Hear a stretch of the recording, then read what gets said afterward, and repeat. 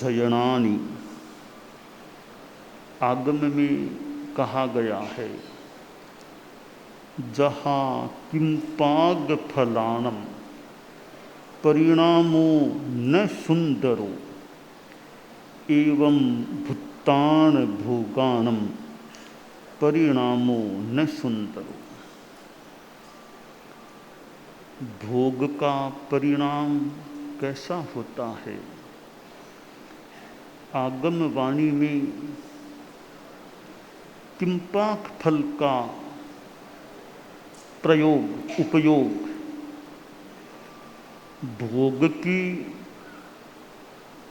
परिणाम कटुकता के संदर्भ में किया गया है। जैसे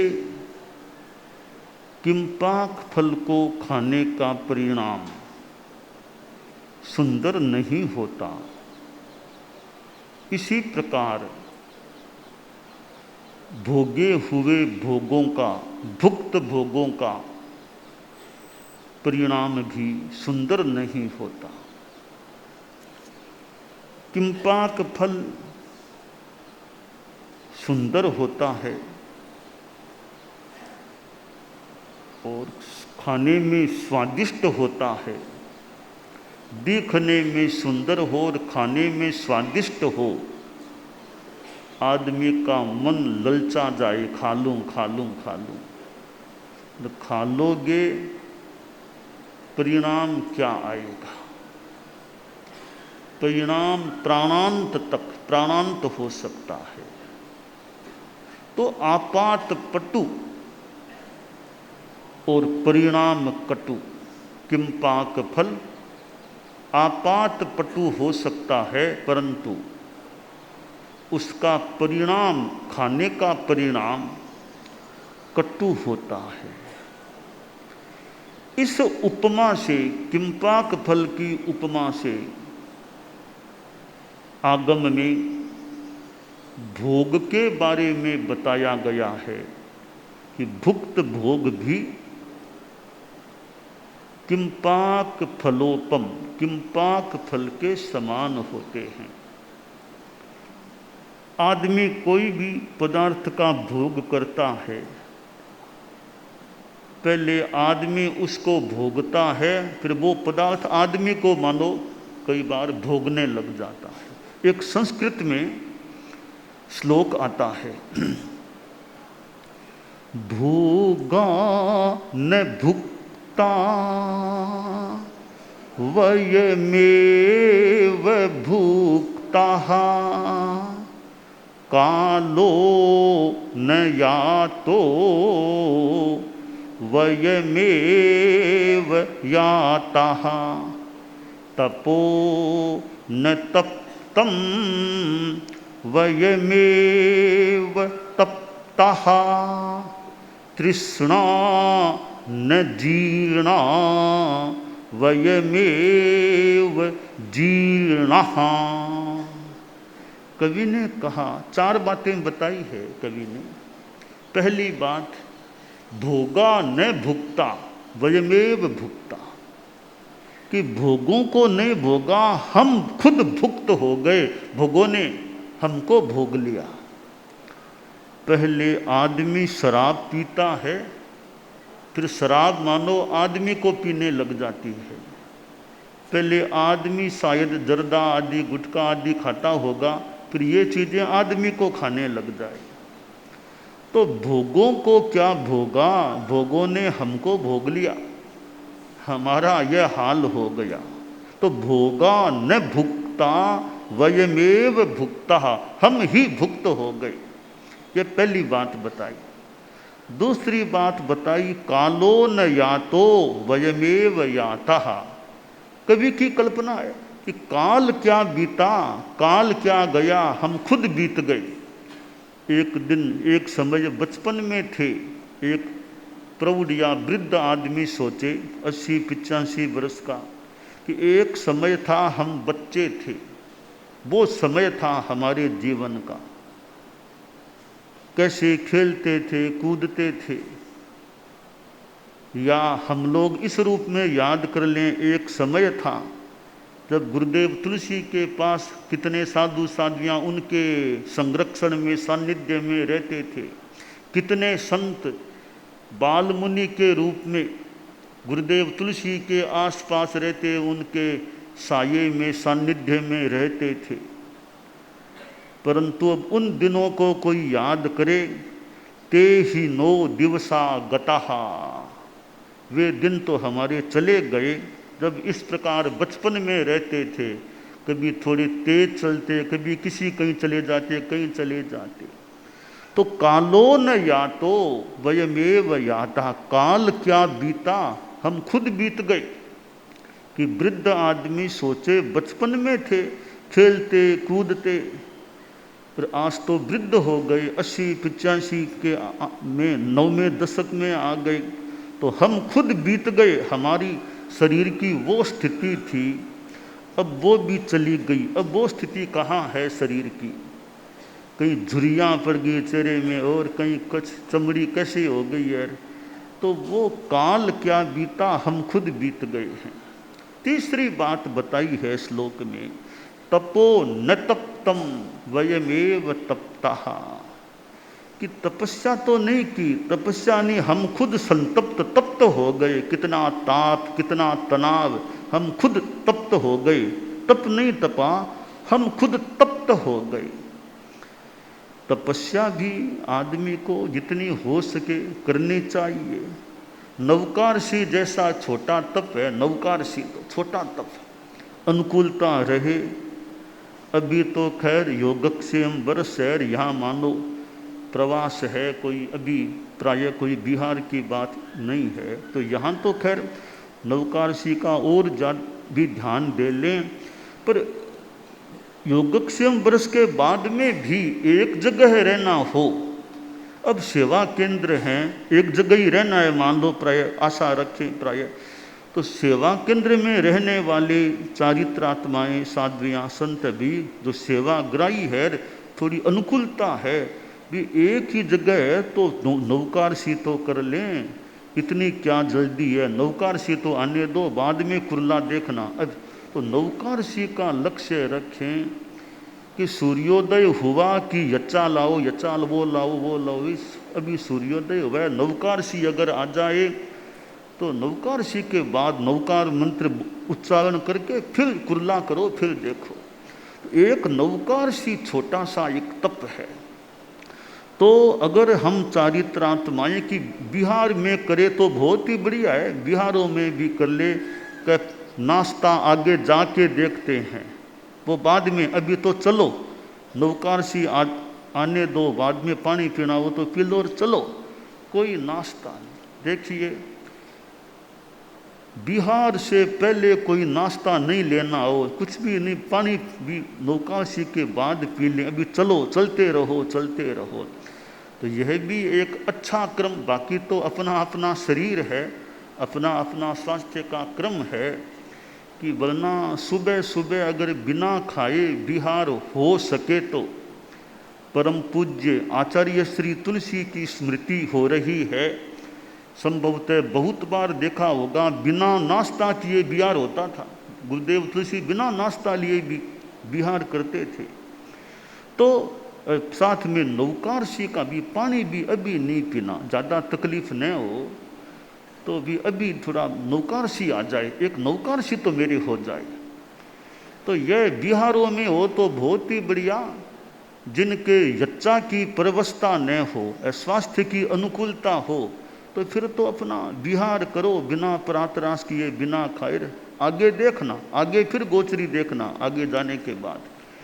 तो या कोई बीच में कोई गांव आदि आए तो कोई गोचरी करना हो तो नवकारसी का तप है वो बिहार को छोड़ भी दें, बिहार हो कि अभी बिहार नहीं है तो उस दिन तो अगर हो सके, अनुकूलता हो तो अगर साधु साध्वियों के नवकारसी हो जाए। बाकी तो शरीर की अपनी स्थितियां है, कोई अनुकूलता हो तो लक्ष्य हो कि भी नवकारसी बिहार के दिन तो हो जाए। अब समणियाँ तो मान लो लाडनू में जो रहती है, अनुकूलता हो तो रोज नवकारसी करो। जिनको प्राय लाडनू में ही रहना होता है तो लाडनू में नवकारसी कर लो अपने, उसके बाद मान लो।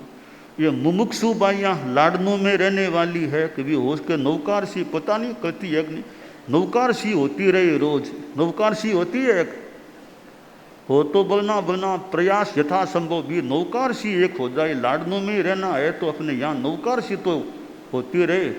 तो वो अभ्यास छोटा सा तप है यह नौकार सी का, तो वो हमारे एक प्रयास रहे, भावना रहे कि भाई एक नौकार सी का तप, यानी रोज वो थोड़ा थोड़ा यह तप का मेरे संचय होता रहे। कर्तव्यो धर्म संचय है कि धर्म का संचय करना चाहिए। और तो बहुत धर्म हमारे महाव्रत और है, साथ में तप का या नौकार सी का तप अगर हो जाए, कोई पालना हो तो अलग बात है, वरना पालने में भी कोई नौकार सी कर ले।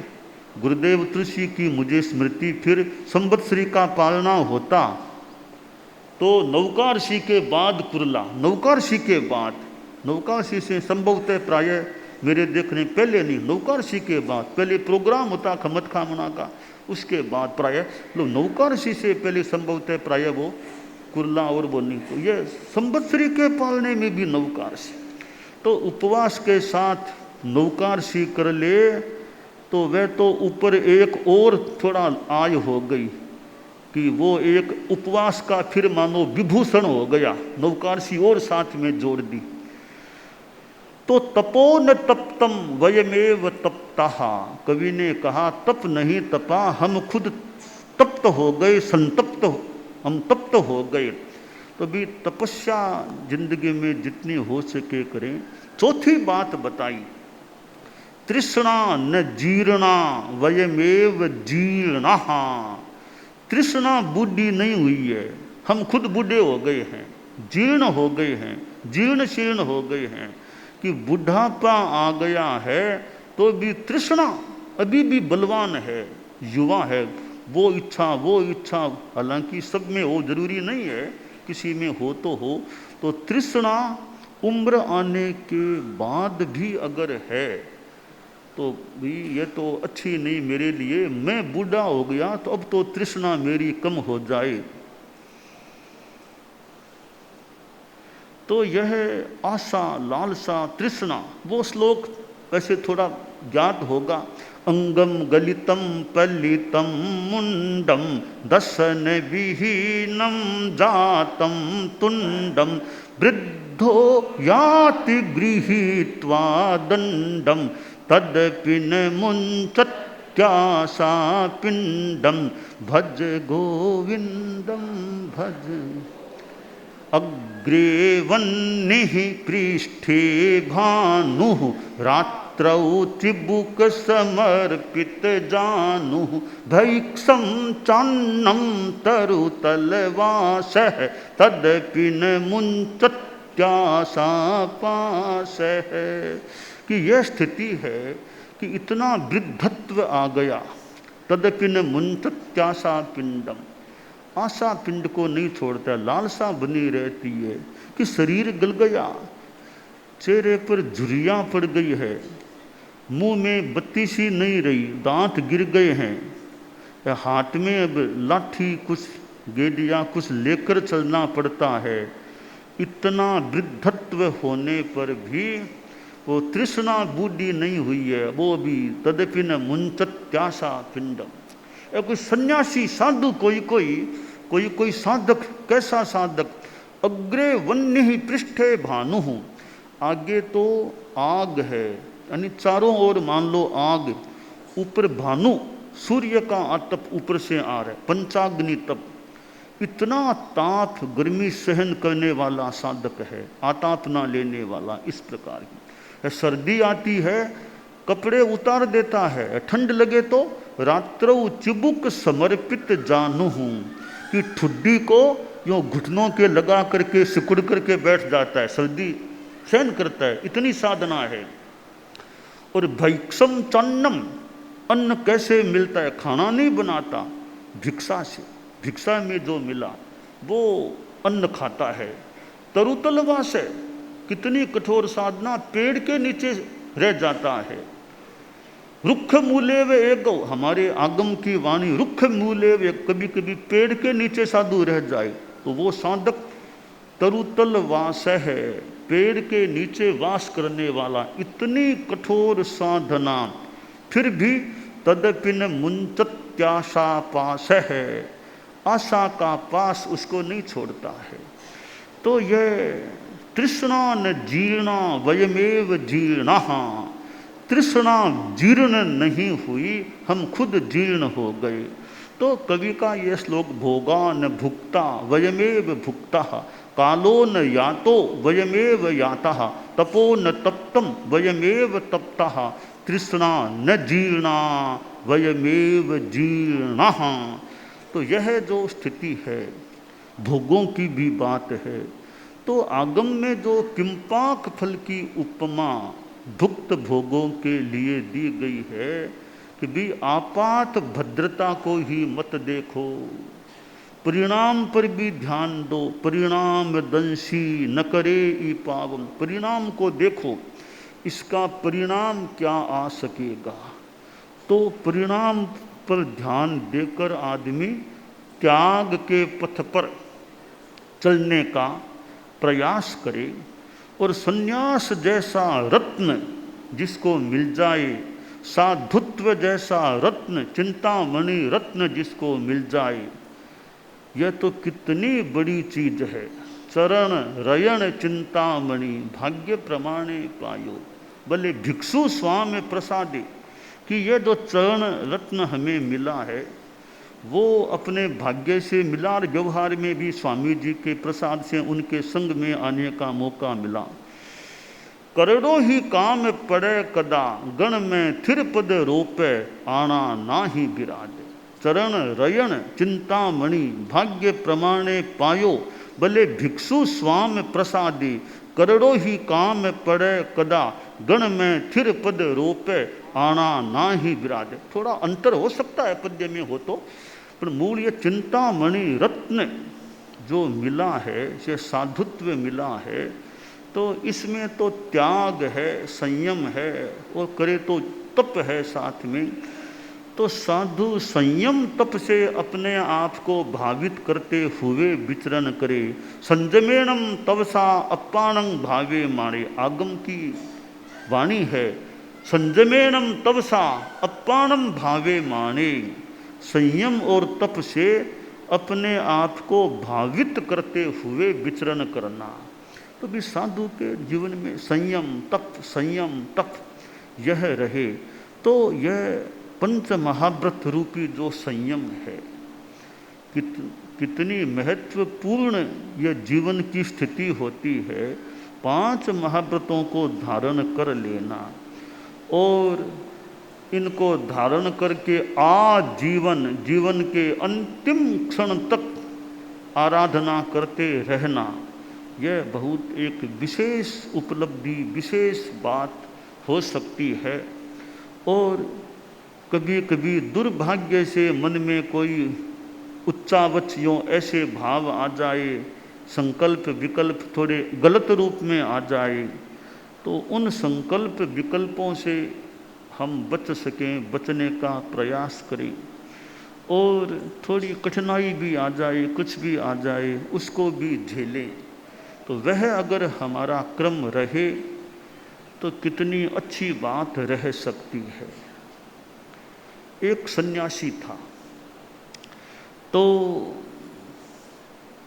बचपन में ही सन्यास की दीक्षा ले ली थी, और जो गुरुजी थे उनका देहावसान हो गया। अब वो चेला था, वो ही जिस आश्रम में रहते थे वो चेला ही वहाँ का एक मुखिया हो गया था। गुरुजी थे तब तो अंकुश, थोड़ा अंकुश था भी, गुरुजी हैं, गुरुदेव हैं, उनकी सेवा करें, वो जो फरमाएं उस पर ध्यान दें। तो गुरुजी थे तब तक तो वो ठीक ठाक चल रहा था, संकोच भी था, गुरु की प्रेरणा भी मिलती, प्रवचन सुनता उसमें भी कुछ प्रेरणा मिल जाती। गुरुजी का महाप्रयाण जब हो गया, अब वो जो चेला था युवा अवस्था में था, अब इसने सोचा, रे गुरुजी थे तब तक तो मैं उनकी सेवा की भी भावना थी, संकोच भी था, काम चलता था। अब गुरुजी रहे नहीं, वो मेरा कार्य संपन्न हो गया, गुरु सेवा का काम तो संपन्न हो गया। अब मैं क्यों इस सन्यास में रहूं, चलूं जाऊं संसार में, है क्या यहाँ सन्यास में। बचपन में दीक्षा ली थी और मुझे, हम सुनते थे परमात्मा और आत्मा, और वो भी मुझे तो कोई आत्मा नहीं दिखी, मुझे तो कोई परमात्मा नहीं मिला, तो क्यों यह फालतू सन्यास का जीवन जीना, संसार में जाऊं। अरे इतना कहते थे, राम है वो है, राम का दर्शन होगा और भगवान का दर्शन होगा और साधना करो। मुझे तो न राम मिला न भगवान मिला न कुछ नहीं मिला, तो क्यों मैं फालतू यहाँ रहूं, जाऊं घर में वापिस गृहस्थ बन जाऊं, सांसारिक जीवन जीऊं। वो मोहनीय कर्म का कोई ऐसा प्रभाव पड़ता होगा कई बार कि आदमी सन्यास के प्रति अनास्थावान हो जाए, या कोई भाग्य का चक्का घूमता होगा कि सन्यास साधुत्व छोड़ने की भावना आ जाए। वो कभी कोई भावावेश आता है, कोई ऐसा मोह का ऐसा कोई उदय उदीर्णा जो भी होता है, सन्यास छोड़ने का कदम आदमी उठा लेता है। वो मौके पर कोई संभालने वाला मिल जाए, संभल जाए, कोई नहीं संभल सके तो एक बार वो कदम बाहर रख देता है। कदम बाहर रखने के बाद वापस अंदर कदम रखना, कोई रखने वाला रख दे। ऐसे भी हमारे संग में संत हुए हैं, एक बार साधुपन छोड़ दिया, गृहस्थ जीवन में चले गए, परंतु वे बाद में वापस दीक्षित हो गए। आचार्य श्री तुलसी के समय कई ऐसे प्रसंग आए कि एक बार घर चले गए थे और वापस वे संग में आ गए, दीक्षा हुई, नई दीक्षा उनकी हुई, और अंतिम श्वास वो धर्म संघ के साधुत्व के क्रम में, धर्म संघ की साधुता के क्रम में उन्होंने अंतिम श्वास लिया। ऐसे संत भी गुरुदेव तुलसी के समय हुए हैं, जिन्होंने पुनः यों घर में जाकर गृहस्थ बनकर कुछ समय गारहस्थ में रहकर वापस वे धर्म संघ में दीक्षित हुए थे, और फिर अंतिम श्वास तक धर्म संघ में वो अपने साधुपन के रूप में रहे। तो वो कई बार बीच में कोई ऐसा भाग्य का कोई क्रम बनता होगा कि आदमी चला जाता है और वापस भी आ जाता है। सुबह का भटका शाम तक भी घर आ जाए तो ठीक है, भी सुबह का भूला शाम तक घर आ गया, वापस घर में आ तो गया ना, बस आ गया, तो भटका वो तो अच्छा नहीं है, पर फिर भी वापस घर आ गया। इसी प्रकार कई बार जीवन में आदमी भटक जाता होगा, वो मोह का उदय होने से वापस गारहस्थ में चला जाए, भोग में चला जाए, और फिर वापस भी कोई चेत जाए और पुनः भी साधुत्व को प्राप्त हो जाए, और कोई वापस साधु में वापस चला जाए, फिर भी कोई वापस चला जाए। खैर अपने अपने कर्मों का जैसा भी योग है। तो यह युवा सन्यासी था, इसने सोचा भी गुरु जी का साया तो अब है नहीं, और यहाँ कोई लाभ क्या है, इतना सन्यास का थोड़ा कठोर जीवन जीना होता है, वो नहीं करना, वो नहीं करना, वो नहीं करना। तो अभी तो युवा अवस्था में हूँ, वापस घर जाऊँ, सांसारिक जीवन जीऊँ, कोई राम राम कुछ नहीं मिला मुझे यहाँ। तो ये आत्म साक्षात्कार की बात, यूँ कोई आत्मा दिखाई दे दे, एकदम सीधी कोई आत्मा दिखाई दे दे, आत्मा का दर्शन हो जाए, थोड़ा कठिन काम है। क्योंकि जब तक कसाय का प्राबल्य है, मोह का प्राबल्य है, तब तक ये आत्मा का दर्शन होना, केवल ज्ञान होना, वो तो संभव नहीं है। केवल ज्ञान होना तो एक संस्कृत का श्लोक है, आत्म साक्षात्कार के बारे में है, रागद्वेषादि कल्लोलै रलोलम यन मनोजलम स पश्यत्यात्मनस्तत्वं तत्तत्वं नेतरो जनः। रागद्वेषादि कल्लोलै रलोलम, अलोलम, रागद्वेषादि कल्लोलय रलोलम यन मनोजलम स पश्यत्यात्मनस्तत्वम तत्तत्वम नेतरो जन है। कि आत्म दर्शन की जो बात है कि राग द्वेष की तरंगों से जब मन अतरंगित हो जाएगा, वह आत्मा का फिर दर्शन आदमी कर सकेगा, अन्य नहीं। जैसे एक तालाब है, तालाब में पानी है, अब वो तालाब का पानी तरंगित है, तरंगायमान है, तो तालाब के अंदर का जो तल है वो दिखाई न दे, क्योंकि तरंगे उठ रही है। तरंगों का उठना बंद हो जाए तो भी पानी अगर गंदा है, गंदा पानी है, तो भी अंदर का तालाब का भाग दिखना शायद मुश्किल है। दो शर्तें हैं, पानी जो तालाब का वो अतरंगित हो, तरंग रहित हो और स्वच्छ हो, साफ हो, तो हमें तालाब के अंदर का तल दिख सकता है। अगर देखने वाला, आंखों वाला आदमी हो, देखने की प्रवृत्ति हो, तो वो देख भी सकता है। दो शर्तें, तालाब के पानी की स्वच्छता और तालाब के पानी की स्थिरता। इसी प्रकार हमारे मन की एकाग्रता अच्छी हो जाए, मन की निर्मलता अच्छी हो जाए, राग द्वेष मुक्तता का भाव हो जाए, तो आगे फिर वो आत्मा का साक्षात्कार की बात का रास्ता प्रशस्त या स्पष्ट या आत्मदर्शन हो सकता है।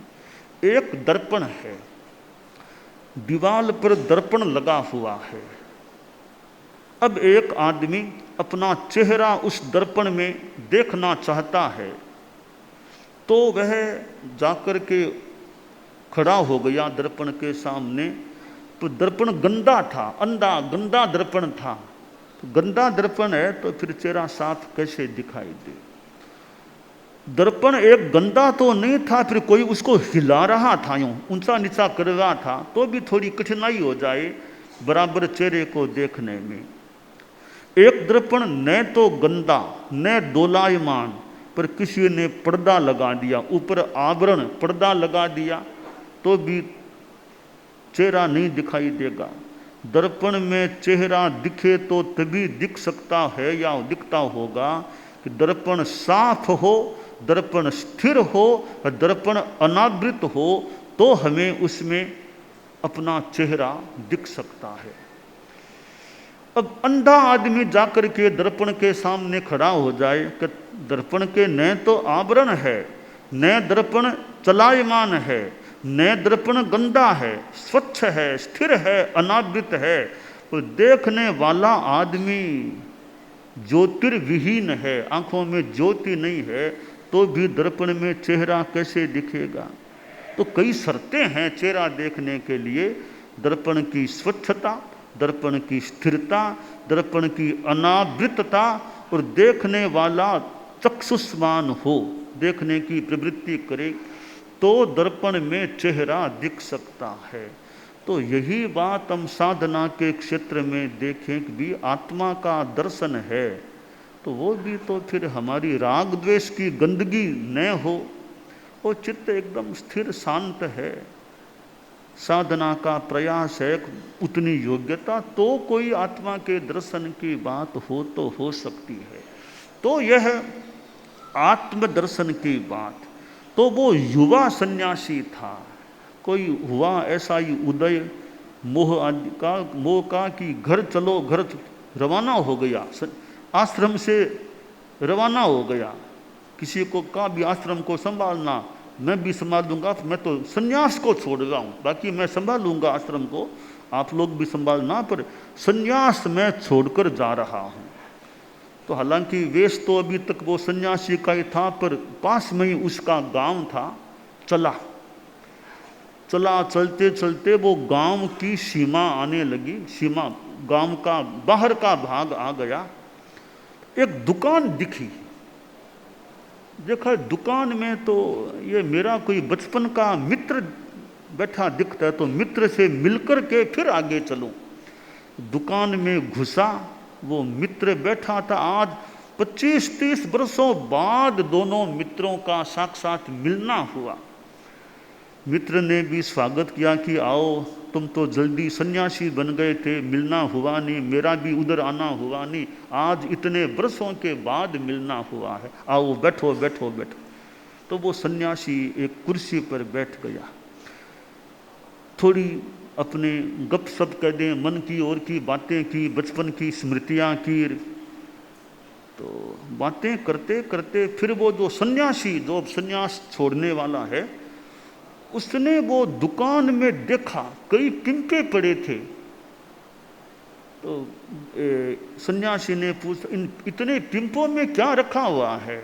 तो वो दुकानदार जो मित्र था वह बोला, साहब कई चीज़ें कई बेचता हूँ मैं, इसमें इलायची है, इसमें लवंग है, इसमें सौंफ है, उसमें चूरी है, उसमें किरचे हैं, उसमें हल्दी है, उसमें नमक है, उसमें जीरा है। ये एक एक का नाम बताया, इसमें ये, परंतु 2 पिंपे एकदम आगे कोने में पड़े थे, उनके बारे में कुछ नहीं बोला।